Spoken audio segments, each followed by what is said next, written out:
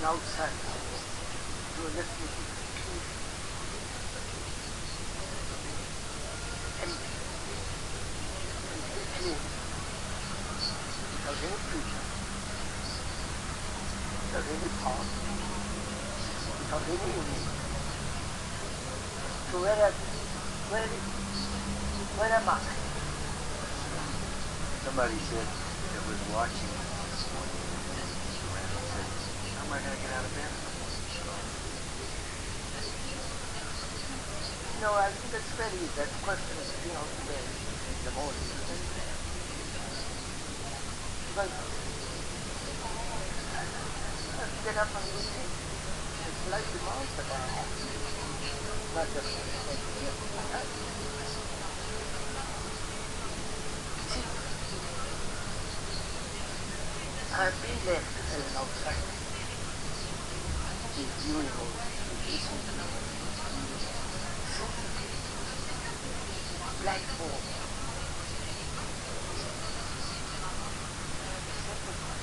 I understand what you're saying because it will make it very clear. I have, at one glance, I have rejected all the systems, all the gurus, the Zen Buddhism, this Buddhism, this meditation, that meditation, and so on. I've discarded it because I've understood meditation is the meditation.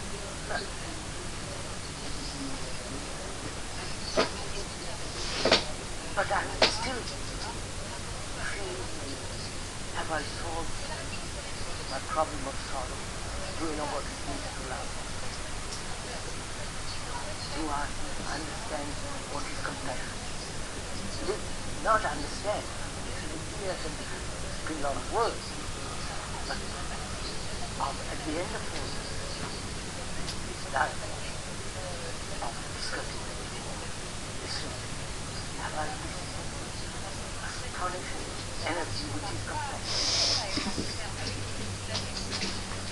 At the end of my life, do I know what it means to love someone, love human beings? Actually love. Not talk about it. No, that's all. I've gone beyond all that. And you haven't shown me what that is. I haven't understood it.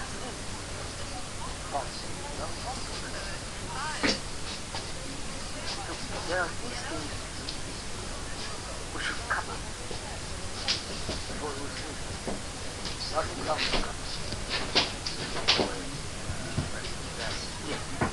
Let's begin on it. I mean, one question occurred to me, and we discussed it this morning. We had come to the point where when we see the observer as the observed, that's death, essentially. Right. Now, this raises a question. Self is nothing but an image. Then what is it that dies? You see, if the image dies, that's nothing. That's nothing. So is there something real that dies? There's a biological. Yeah, but we're not discussing that at the moment. No. You were discussing some kind of death. I was discussing, when we were talking this morning, Yeah. I was trying to point out that there's no image talk. Yeah. There's no variety of things in my consciousness. And there is death. Well, that's the point. It's not clear. What is it that has died? You say death implies something has died. Died, the image. Me. But is that something, is that a genuine death? That's what I want to go. That's what I want to. Is it a verbal comprehension? Or more deeply, is there something that has to die? You see, I'm trying to say something real. Something. Yes. In other words, if an organism dies, I see that. Good point. Something real has died. Something real. Now, but when the self dies. But I have accepted so far. Yeah. The self has been an astonishingly real thing. Yes. You three come along and tell me that image is fictitious. And I understand it. And I'm little frightened that when that dies, when there is no image, There's an ending. Yeah, well, what is it that ends?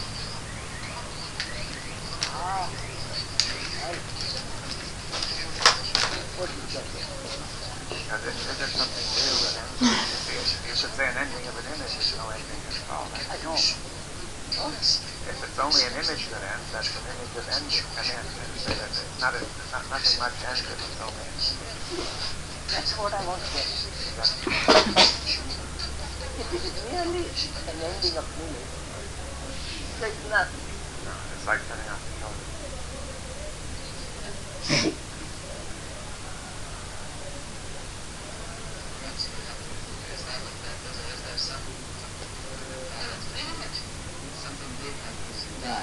Yes. Well, how about the image making process? Is that as something? No. I would say it is not the end of the image which is there, but something much deeper than that. But it's still not the death of the organism. Still not the death of the organism. Because the organism will know that We'll go on will up to a point. up to a point, till it's disease, accident, old age or senility and so on. But death,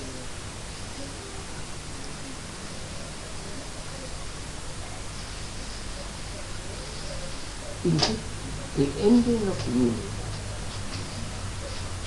which is fairly simple and fairly, acceptable and known, but logically or even actually. It's like, there is shallow pool. Yes. You have taken away the little water, and then there is nothing but mud left behind. There is nothing. So, is there something much more? That dies? No. Not that dies, but the meaning of death. Well, is there something more than the image that dies, or does death have a meaning beyond the death of the image? Of course, that's what we're asking. That's the question. That's what we're asking. Is there something about death that is bigger than the death of the image? Obviously, Yes. Will this include the death of the organism, this meaning? yes. Yes, the organism might go on. I mean, the organism might go on, but eventually come to an end. Yeah, but if we were to see what death means as a whole, universally, then we would also see what the death of the organism means. Yes. Along with it. And is there some meaning also to the death of the self-image? The same meaning. That's only, I should say, that's only a very small part. That's very small. Right. That's a very, very small part. But then, is there, say, one could think there might be the death of the self-image, and there might be a process of a structure beyond the self-image that might die, that creates the self-image. Yes, that is thought. That's thought. Now, are you discussing the death of thought? Yes, that's only also again It's superficial. very small. Very small. And is there something beyond thought in this that should That's what I want to get at. We're trying to get at the meaning We're not of quite death. clear. Yeah. Which is beyond the death of the self, thought, or the image. No, just look. The image dies. Image, that's very simple. Right. It's a very shallow affair. Then there's the ending of thought. It's the ending of dying to thought. Right, you say thought is deeper than the image, but still not very deep. Not really. So we have removed the maker of the image and the image itself. Right. Now, is there something more? In what sense something more? Something more that exists or something more that has to die? Or? Is it something creative that happens? No, we're going to find out. But I mean, your question is not clear when you say, is there something? Is there,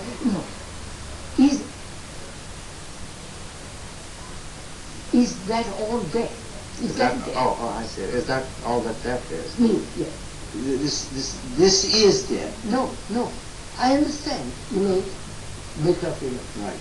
But that's a very shallow affair. Right. So then there's something And I say, else. is that all? Is that the meaning of death? I think I'm getting this. Is that the meaning of death only in that little part? Or is there a meaning that's bigger? Death must have something enormously significant. Yeah, but are you saying death has a meaning, is significant for everything, for the whole of life? Whole of life. Yes. Now, first, could you say no? Why do you say it? You say at first it's not generally accepted of the viewer that death is that sort of thing. In other words, the way we live now, death is Is just the the end. end. And we try to forget about it. Yeah. We try to make it unobtrusive and so on. But as you three have both pointed out, my life has been a turmoil.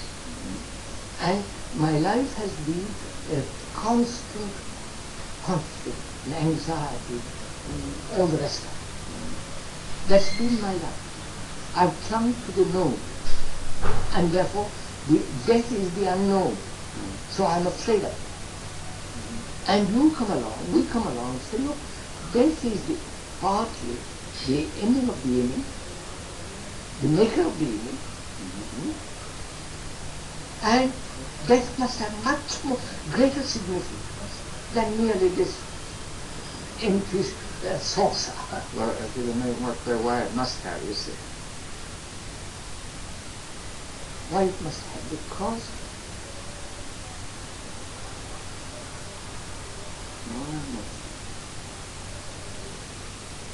is life just a shallow, empty pool? Empty mud at the end of it? Why would you assume it's anything else? I want to know. But I mean, even if it is something else, you have to ask why is it that death is the key to understanding that. Because it's the ending of everything. Reality and all my concepts, images, the end of all the memories. But that's in the ending of thought. Right? Ending of, and also it means ending of time. Ending the time coming to a stop.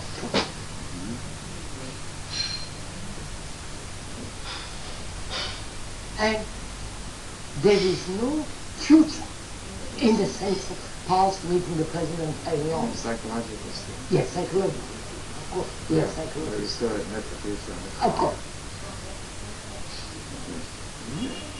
Ending, psychological ending. That's what is death. And when the organism dies, everything ends for that organism. Of course. When the organism, this organism dies, it's finished. But wait a minute. If I don't end the image, the stream of image making goes on. Yes, well, then it won't be enough to clear where it goes, obviously, in other people. It manifests itself in other people. That is, I die. I die, the organism dies, and at the last moment is I'm still with the image I have. Yes, so then what happens to it? That's what I'm saying. That image has its continuity with the other rest of the images. Your image is my image. Right. Your image is not different from mine. Right.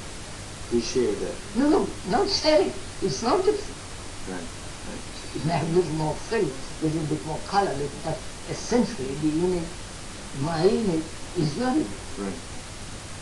Now, so there is this constant flow of image making. Well, where does it take place? In people? It is there. It And manifests itself in people. Or you feel that it's broader, in some ways Yes. more general, more universal? Yes, but for you. Huh? I say it's rather strange, I mean, to think of that. Yes. It's there. It is it's Like a exists. river. Like a river. It's there. there. And it manifests itself in In streams, people. which we call people. No, man, that stream is the maker of images and image.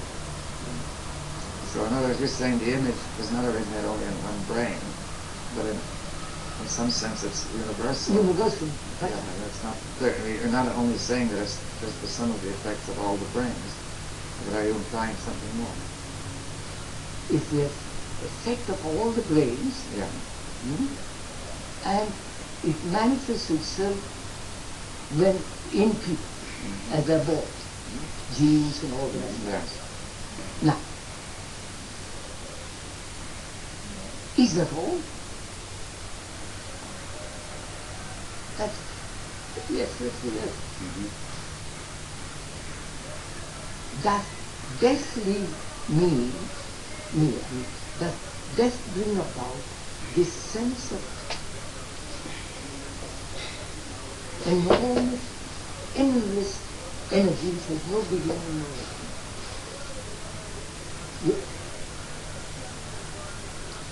Or is it just,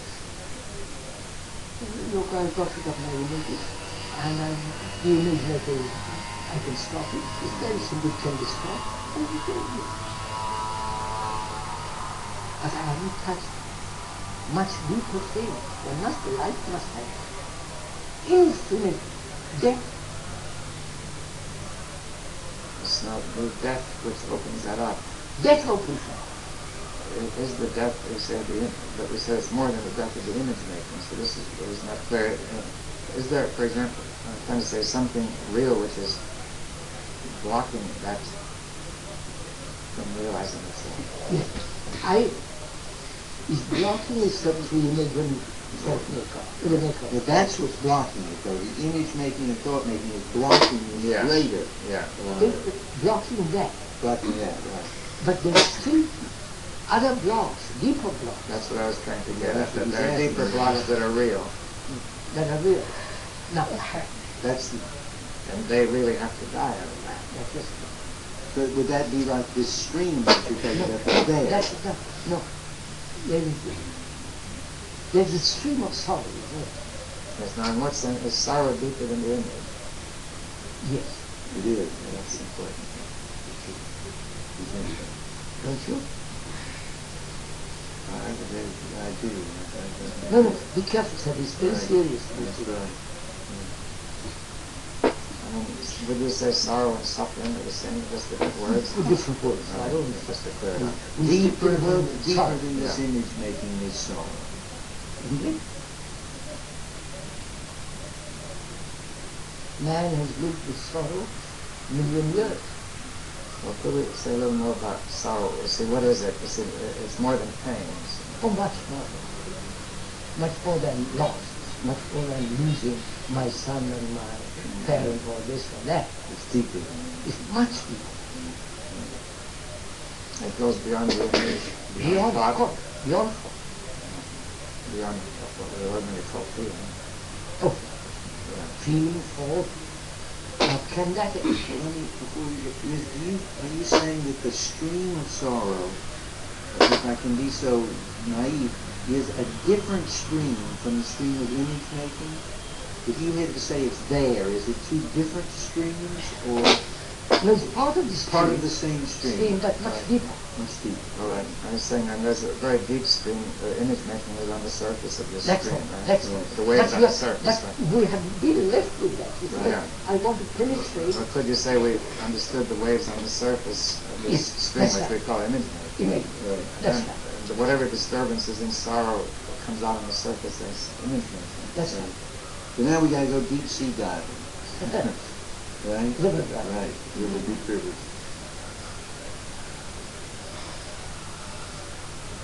But what is, No, sir. Because there's universal sorrow. yes. But let's try to make it clear. See, it's not merely the sum of all the sorrow of different people. No. It's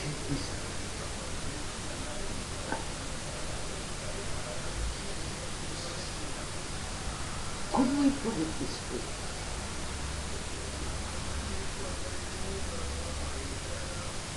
The waves on the river doesn't bring compassion. Or compassion, love. So they are synonymous, so we keep to the word compassion. The waves don't do it. What will? Without compassion, human beings are, as they are doing, they are destroying us. So,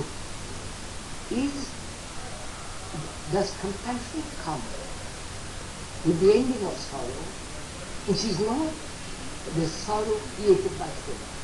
Yes, right. So in thought you have sorrow for the self. Yes, sorrow for the self. Which is self-pity. Self-pity. And now you say there's another side. I think we haven't quite got hold of it. There's a deeper sorrow. There is deeper sorrow. That is universal, not merely the total sum, but rather something universal. That's What did you say? Yeah, can you Essential. spell that out? Don't you know it? Yes.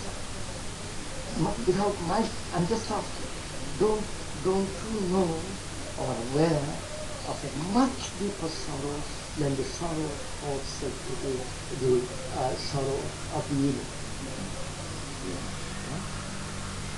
Does this sorrow have any content then to say it? It's sorrow for the fact that man is in this state of affairs that he can't get out of.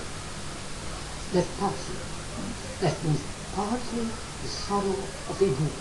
Yes, the man is ignorant and cannot get out of it. Cannot get. Yeah. And that the perception of that sorrow is compassion. Yeah, so the non-perception of sorrow then? And Yes. Are we seeing something? Say for instance, you see me in ignorance. Well, I see the whole mankind. Mankind in ignorance. And they, after living millennia, they are still ignorant.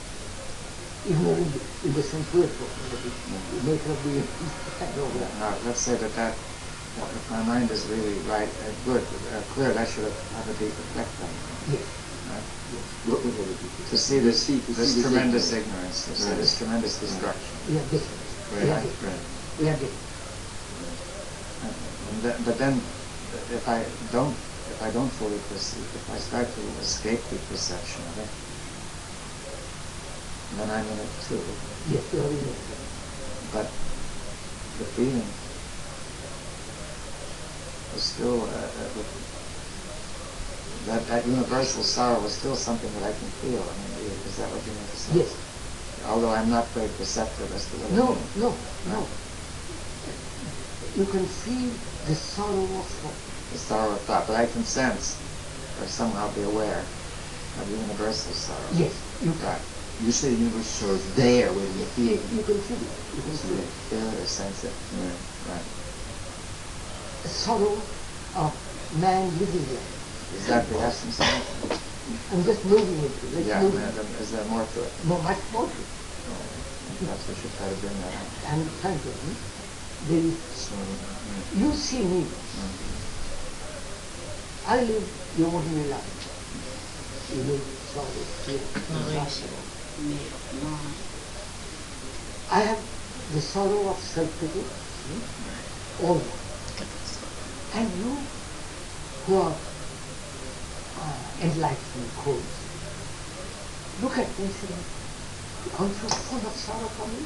Which is compassion. Well, that is, I would say that is a kind of energy which is tremendously aroused because of this situation. Yes. Right?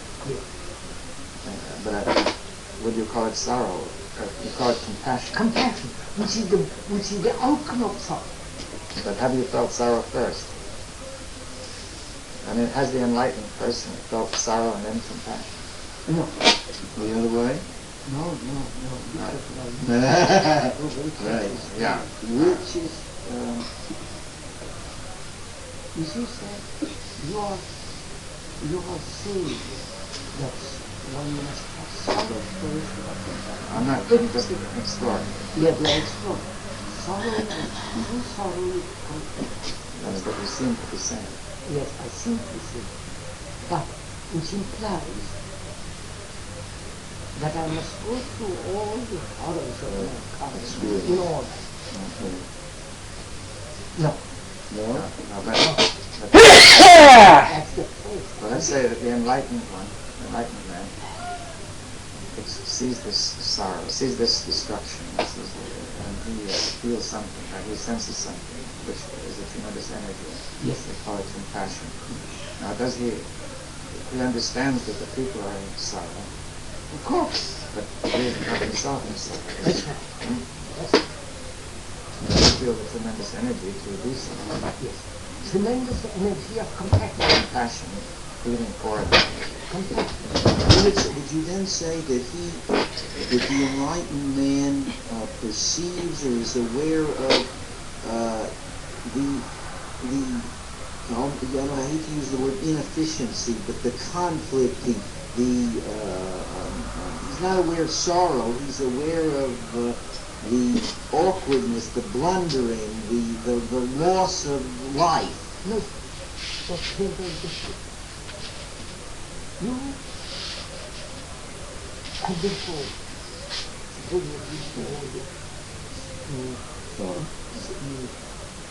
image, or the sorrow of form, the fears and anxiety, everything. But you are left to live. You know? It's a very shallow bit. And is life so shallow as always? Or has it an immense depth?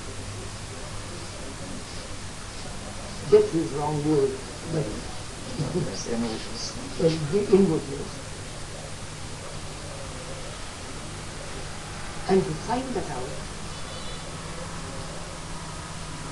don't you have to die to everything man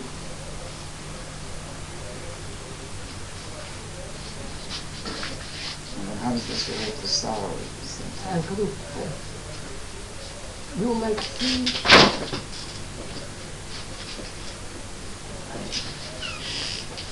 amusement, and my anxiety all the rest. You are beyond it. You are on the other side of the stream of the world. Don't you have compassion? Huh? No, I see that. not that yet. No, I know. I see it. Compassion. Yeah. Is that the result of the ending of sorrow, universal sorrow? What? Universal. Universal sorrow. Wait, let's see, you say the ending of sorrow. Now, you're talking about the person who was inside to begin with. Yes. And the end this universal sorrow ends. Is that what you're saying? No. More than that, we have to go slowly. Because if you say the ending of universal sorrow, the thing that is puzzling is to say it still exists. You see. Huh? If you say if the universal sorrow ends, then it's all done. It's still there now. It's still there. You see, there's a certain puzzle in language. Yes. So in some sense, the universal sorrow ends, but in another sense, it persists. Yes, that's right. But could we say that if you have an insight into the essence of the sorrow, universal sorrow, then in that sense, sorrow ends in that insight. Yes. Yes. Although, And then it it's still still goes on. I've got a deeper question now. The question is, I think I understood that one, but my question comes before, which is that here is me. The image making has done. Right? That's the way. Now, I come into the sorrow. You've lost the sorrow of thought. Right. The sorrow of thought is gone, but there's a deeper sorrow. Is there? Are you assuming there's deeper? I'm trying to understand what you're saying. No. I'm saying, is there compassion which is not related to thought, Or is that compassion born of sorrow? Born. Born in the sense, when the sorrow ends, there is compassion.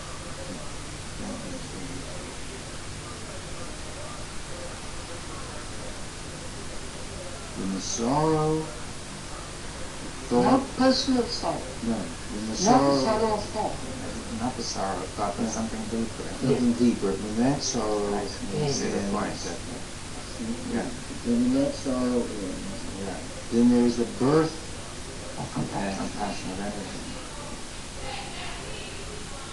Now, is there not a deeper sorrow than the sorrow of thought?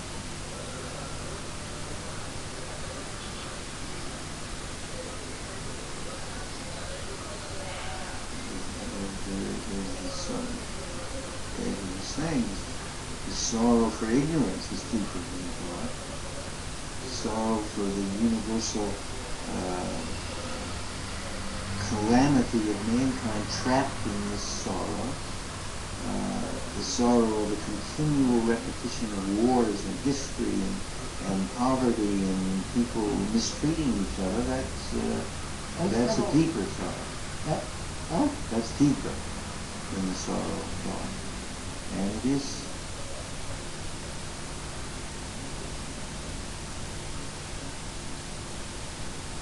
Can we ask this question?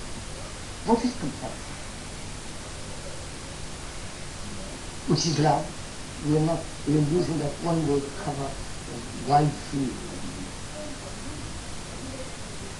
What is compassion?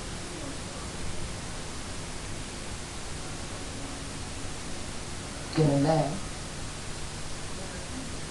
who is in sorrow, thought, can he have that? He can't. Absolutely cannot. Right?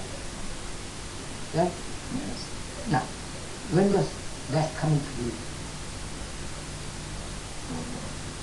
Without that, life has no meaning. You get me? Without that.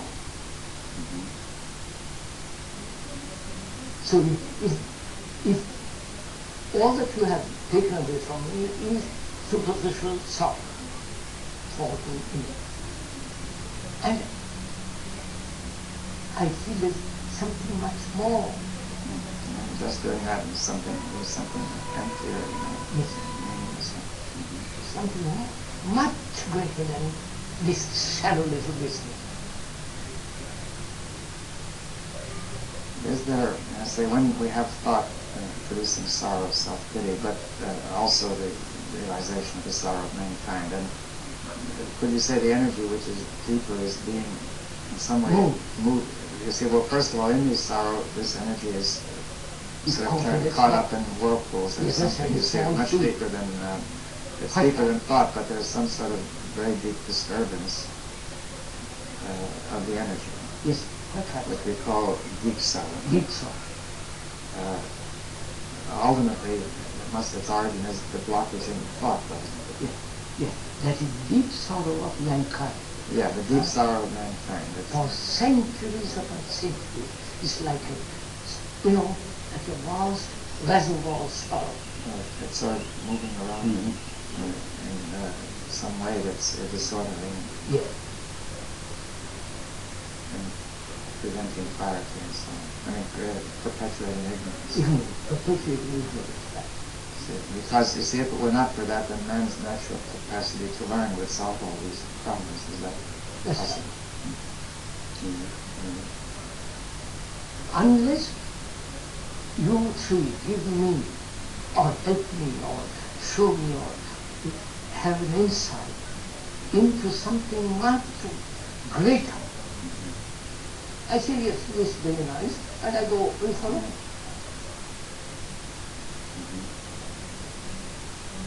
What we are trying to do, as far as I can see, is to penetrate into something beyond death.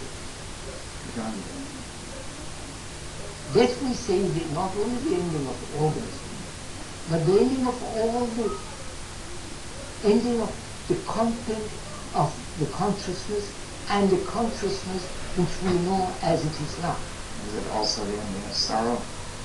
any of sorrow of that kind, of the The superficial. superficial kind. That's clear. Yeah. And a man who's gone through all that, he said, that's not good enough.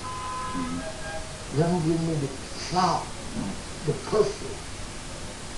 You've just given me the actor. And now, we three are trying to find out that which is beyond the ashes. There is that which is beyond death. Absolutely. I mean, would you say that is eternal?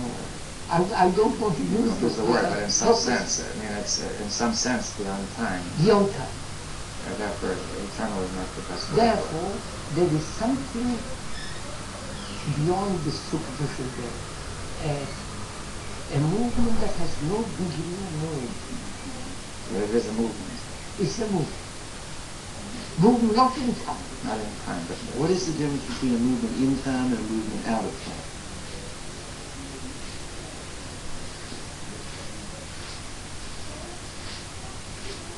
So that which is constantly renewed, constantly new is the word, constantly fresh, flowering, endlessly flowering.